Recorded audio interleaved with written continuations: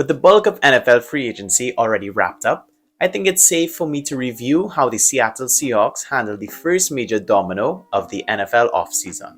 In my opinion, I think Seattle had a very okay free agency period, and I'm going to give my thoughts on all of our moves, from the free agents we bought in, our own free agents who we resigned or let go, and even the players that we had to release this year due to them being cap casualties. But before we get into the topic of today's video, as always guys, please remember to give me a like, share and subscribe to the channel. I'll greatly appreciate any support you're willing to give. And as always, give me a follow on Instagram and TikTok at SportsButCasually. The link to both social medias will be in a link tree in the description below. You know, we have a lot of stuff to cover today, so let's not waste any more time and hop straight into the video. But before we get into the meat and potatoes of everything, we first need to establish some context, give a little backstory. After trading away quarterback Russell Wilson to the Denver Broncos last season, in the 2022 NFL season, Vegas only projected the Seahawks to win 5.5 games. But by season's end, the Seahawks managed to win a total of 9 games and even managed to clinch a play-in berth as the 7th seed. And now the Seahawks have entered the 2023 NFL offseason with fool's gold, as they not only have 2 first-round picks in this year's draft, but they also entered with the 6th most cap space in the entire league. They had about $31 million to use, but only 36 players under contract by the time the season ended after the wildcard round. But to give them credit, they started early by resigning a couple of free key agents who were set to be unrestricted. Those players receiving extensions were guard Phil Haynes, special teams captain Nick Bellor, and 2-time Pro Bowler and 2022 NFL scoring leader, kicker Jason Myers. As for the guys who were set to be free agents, we had some big names that we had to decide whether to bring back or let go. We had our 2 quarterbacks, Geno Smith and his backup Drew Lock, linebacker Cody Barton, D lineman Poona Ford and LJ Collier, not to mention running backs Rashaad Penny and one of my personal favorite Seahawks, Travis Holmer. In terms of our restricted free agents, the only notable player was safety Ryan Neal, who was recently released by the Seahawks after they withdrew their restricted free agent tender on him. In case you wanted the complete list of all the free agents we had coming into free agency, I would leave a link to a full list in the description below to check it out. It has the different types of free agents we had. It's just going to be too long to go through this entire video, so check it out if you want to. But now enough about context. Let's talk about some moves.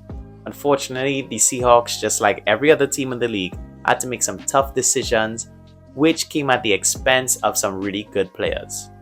The players in question this year were guard Gabe Jackson and 3D tackles Shelby Harris, Quinton Jefferson, and Al Woods. Harris and Woods is major, as they were both huge contributors to our defensive line last season, and now our defensive line will be looking totally different when we enter next season. However, these moves did clear almost $21 million for us in cap space, so I guess it's not all bad. Now let's talk about the players we lost in free agency, as unfortunately we all know you can't bring back everybody on the roster. The loss that hurts me the most is losing running back Travis Holmer to the Chicago Bears. He was more of a mid-gadget player on offense for us, but throughout his entire career in Seattle, he was one of our best special teams players. Unfortunately, he couldn't stay healthy, so he never found a consistent role on offense. But best of luck in Chicago to you, my man. Speaking of running backs who can never stay healthy, we lost Rashaad Penny to the Eagles, which really leaves us in a hole at the running back position outside of Kenneth Walker. Penny had a breakout end to 2021 and a good start to 2022, but of course got hurt again, and now is looking for a fresh start in Philly, where I hope he could remain healthy and put together a very good season. We also ended up losing speedy wide receiver Marquise Goodwin to the Browns, and that just sucks because he was a very good wide receiver 3 for us and had some killer games versus the Chargers and the Panthers last season. Starting linebacker Cody Barton signed a deal with the Commanders, which leaves us with a huge hole at the linebacker position. Though I'm not really too upset.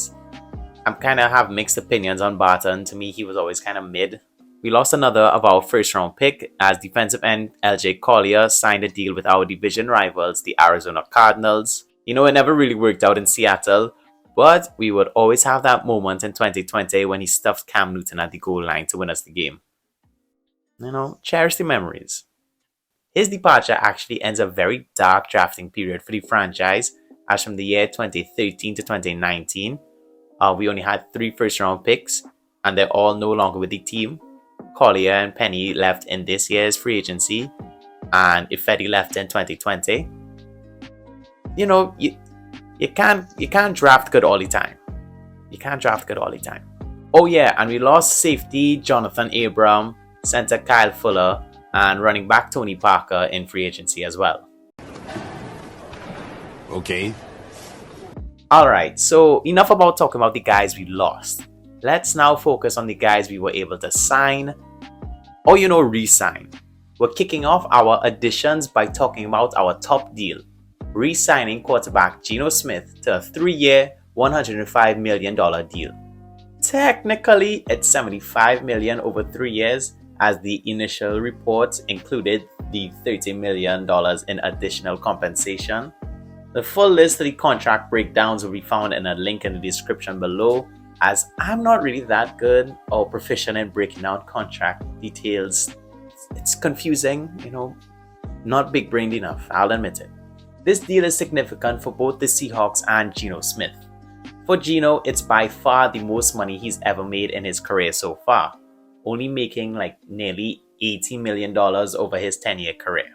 He had a career year last season, leading the Seahawks to the playoffs, earning a Pro Bowl nod, leading the league in completion percentage, and even winning NFL Comeback Player of the Year. For the Seahawks, it's a good value for an upper mid-tier quarterback. Not only that, but it now sets the market for the other teams as well.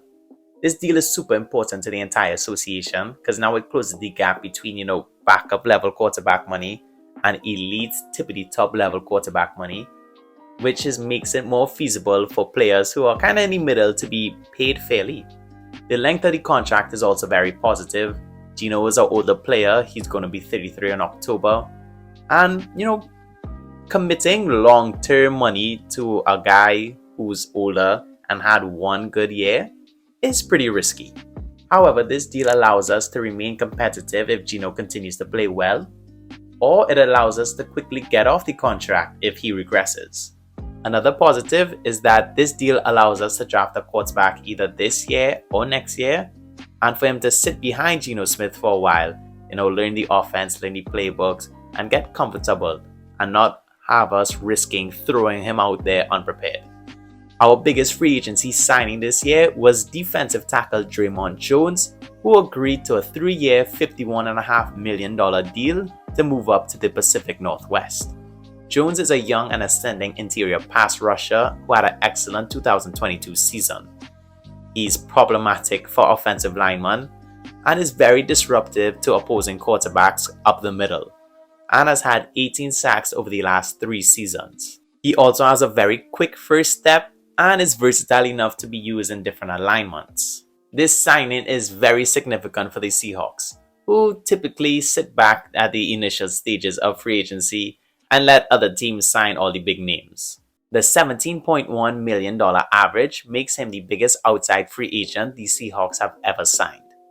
However, less than half the money is fully guaranteed, which is another huge positive for us. We also bought back our 2016 second-round pick, defensive tackle Jarran Reed, on a 2-year, $10.8 million deal. Reed is an experienced and all-around versatile defensive tackle who should help out in our, piss-poor run defense. Although he had his best years in Seattle, he was released after the 2020 season after he refused to take a pay cut. However, it seemed that all fences have been mended and he's happy to come home. And he should be a great addition as we continue to rebuild this, new defensive line. Moving on to linebacker Devin Bush, who signed a 1-year deal to come to Seattle. It's a very low-risk deal for Seattle, who did need help in the linebacker position. Bush is a former first-round pick from the Steelers a few years ago, who's been plagued by injuries. But, hopefully with another off-season to get healthy, he could return to his hyper-athletic self and, be a real asset for us. Also, let's hope he warms up to the fans in Seattle, because I don't think he likes us that much. Next, we surprisingly bought in safety Julian Love from the Giants on a 2-year, $12 million deal. This deal is more of an insurance policy in case Jamal Adams still needs some more time to recover from his injury last season. Love is a solid player who had a pretty good 2022 season. What I like about him is not only will he be able to contribute on special teams, but he's also very versatile, playing both defensive back and safety position. So we could use him a lot in either position according to our needs. So overall, a pretty good pickup for Seattle. Moving on to offense, and the Seahawks signed center Evan Brown from the Detroit Lions on a 1-year pretty cost-effective deal to help bolster our offensive line. Brown is a massive 328-pound guy and is a force to be reckoned with in terms of his run blocking, and he potentially has the chance to start at center for us following Austin Blythe's retirement. And yes, while he does have some deficiencies in his game, he's still young, he's only 26, and he was a pretty big part of the Detroit Lions offensive line over the last 2 seasons, which was one of the best in the league. So I think this is a solid pickup. Since I'm not a film expert, I've left a link to an article breaking down Brown's playing style in the description, so you can check it out if you want to. Additionally, we also re-signed backup quarterback Drew Lock to a 1-year, $4 million deal. He's one of the best backups in the entire league, and I wanted him to start last season over Geno Smith, but now I know better. However, I'm hopeful that Lock's re-signing doesn't affect Seattle's plan to hopefully draft a quarterback to develop for the future. Finally, the biggest morale-boosting signing of the offseason has to be the return of linebacker Bobby Wagner. He took a short trip to the sunshine in Los Angeles, but I guess he likes the cold and the rain in Seattle a little bit more.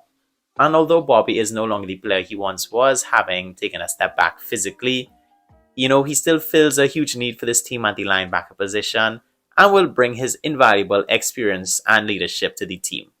Welcome back, B-Wags. It is good to see you again. So with the NFL draft coming up in less than a month, the Seahawks can still make a few signings as they have about $10 million in cap space to do so. However, as we all know, we need to save some cap space in order to sign our rookies that we've drafted, and with us having 4 picks in the first 2 rounds, they tend to be a little more expensive the higher up they are. So I think that means we might just hold off on any big signings for now. In terms of our overall free agency, as I said in the beginning, I think we did a decent job. The signing of Dre'Mont Jones was excellent, and I'm glad that the extension we gave Geno Smith was very team friendly. However, I do think we could have shored up some more areas. I would have loved us to make, some more additions to our secondary and to our offensive line. But if I'm being honest with you guys, that's really nitpicking. It was a very solid start to the NFL offseason. The next phase is the draft. So let's hope we have a very good one so we take another step in the right direction in this team's rebuild. But as always, tell me what you guys think about the Seahawks free agency moves in the comments below. Tell me the moves you liked and the ones you didn't like. I saw a lot of you guys negatively react to the fact that we withdrew the restricted free agent tender on safety Ryan Neal, and I kind of agree. I wish we would have bought him back. But this was my first Seahawks video in 2 years, maybe, probably longer. I hope you guys enjoyed. Hopefully I'll drop some more, in the coming months. But as always, thank you for watching the video. Remember to give a like, share, and subscribe, and I'll see you all for the next one. Later.